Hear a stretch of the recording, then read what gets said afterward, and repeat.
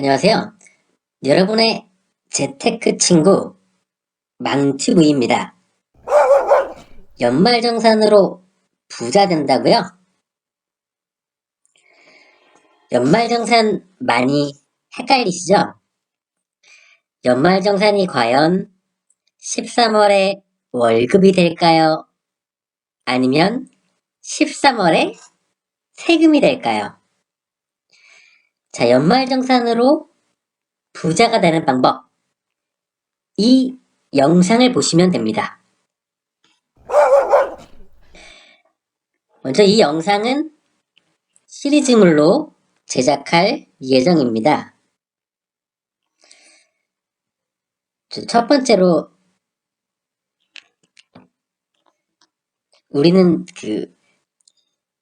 연말정산을 통해서 알아야 될 것들이 있습니다. 왜 제목을 연말정산으로 부자가 된다고 이야기했는지 알아야 된다는 말씀이에요. 자, 첫 번째, 절세 전략을 습득할 수 있습니다. 우리가 물건을 소비하거나 할 때 세금을 보통 계산하십니까? 아파트를 팔거나 혹은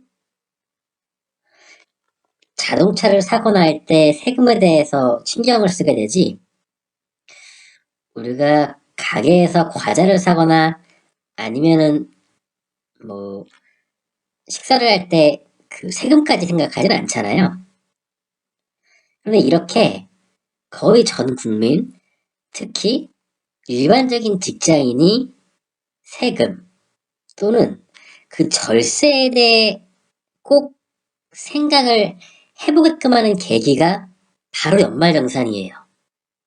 회사 일처럼 1년에 한 번씩 들어오기 때문이죠.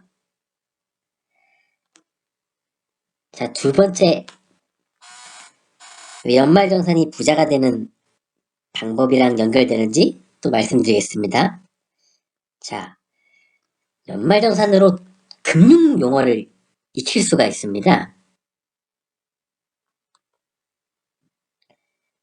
뭐 각종 근로세니 아니면 세제 혜택이니 뭐 연금보험, 연금저축 뭐 그런 여러 가지 용어들을 익히게 될 텐데요.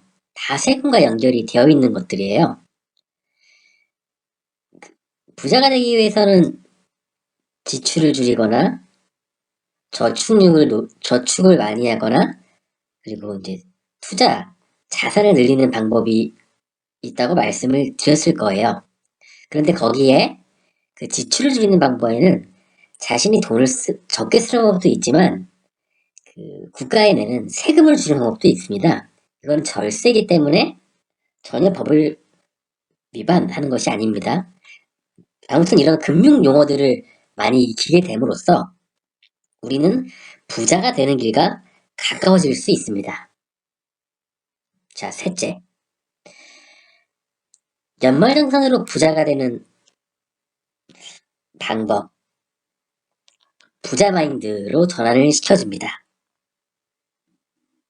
자, 이거는 생각을 좀 한 번씩 더 해야 됩니다.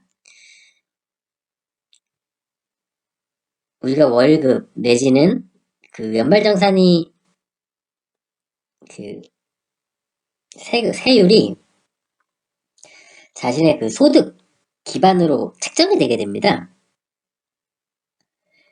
10% 이내를 내는 분들도 있는가 하면은 현재 42% 이상을 내는 그 고소득자도 있어요. 그러면 한번 질문 드려볼게요. 세금을 많이 내고 42%의 세금을 내고 고소득을 얻는 것이 낫겠습니까? 아니면은 10%의 세금을 내고 그 저소득을 얻는 게 낫겠습니까? 다시 말하면 10%의 세금을 내고 나중에 절세를 해서 30만원, 50만원 정도 환급받는 게 낫겠습니까?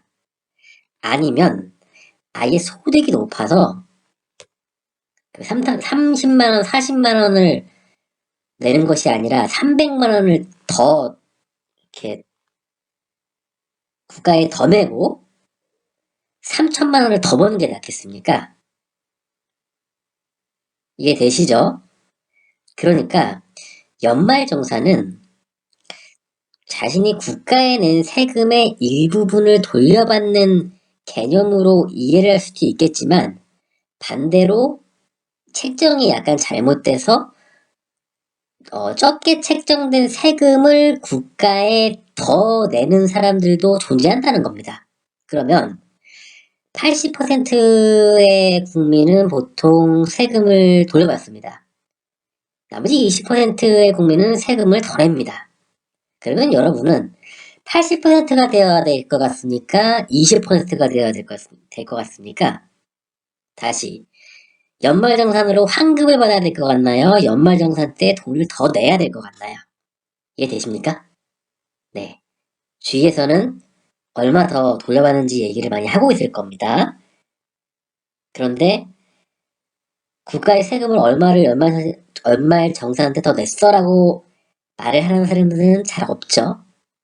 왜냐면 그렇게 말하면 자신은 더 고소득이라고 광고를 하는 거니까요. 이해가 되시죠? 네. 이 부분은 되게 중요한 겁니다. 네. 이거 꼭 한번 생각해 보시기 바랍니다. 자, 네 번째. 연말정산으로 부자가 되는 방법.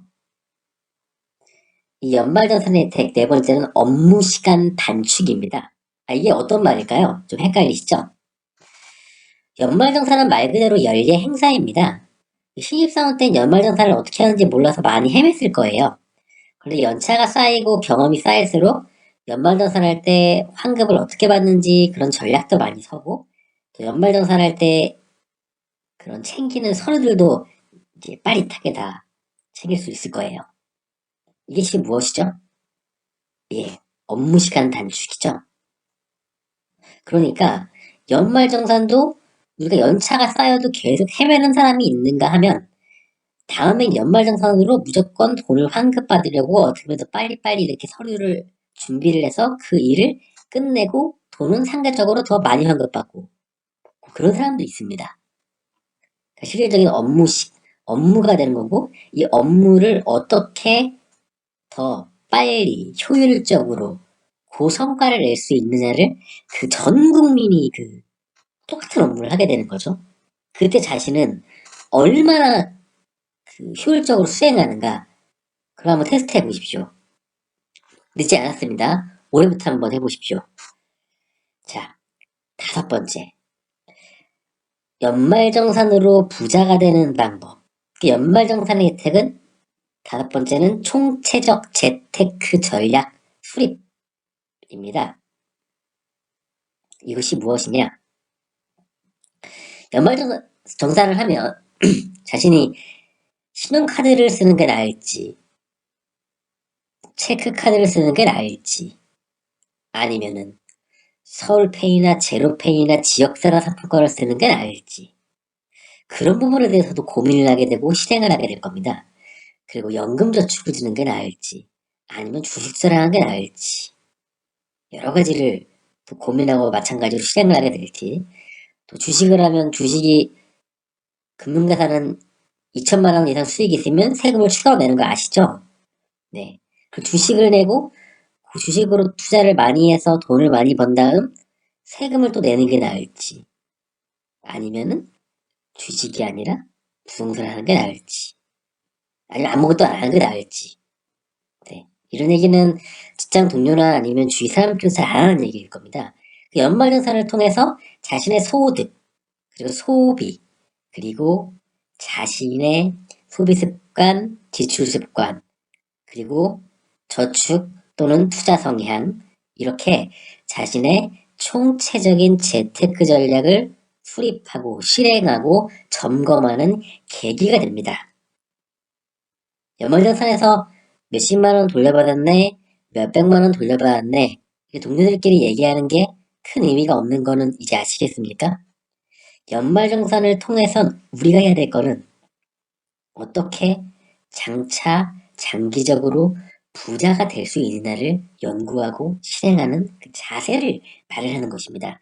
그것이 연말정산이 주는 가장 큰 혜택입니다. 다시 연말정산으로 부자가 되는 방법, 연말정산이 주는 혜택 5가지에 대해 다시 말씀드리겠습니다. 첫째, 절세 전략 습득. 둘째, 금융 용어 습득. 셋째, 부자 마인드 전환. 넷째, 업무 시간 단축. 5번째, 총체적 재테크 전략 수립입니다. 네, 좀 어려운 얘기를 드린 것 같은데 나중에는 연말정산은 그 실전편을 말씀을 드릴 거고 오늘은 마인드 세팅 개념으로 연말정산으로 부자가 되는 방법, 연말정산이 우리에게 주는 혜택에 대해 말씀을 드렸습니다. 그 책을 보면 서문, 이제 여는 글에 해당되는 그런 영상으로 보실 수 있습니다. 여러분 이거 영상 헷갈리시면 한 번, 두 번, 세 번 보시고 꼭 연말정산으로 부자가 되는 자세를 마련하기 바라겠습니다. 이렇게 망튜브는 여러분의 재테크와 계속 함께 하겠습니다.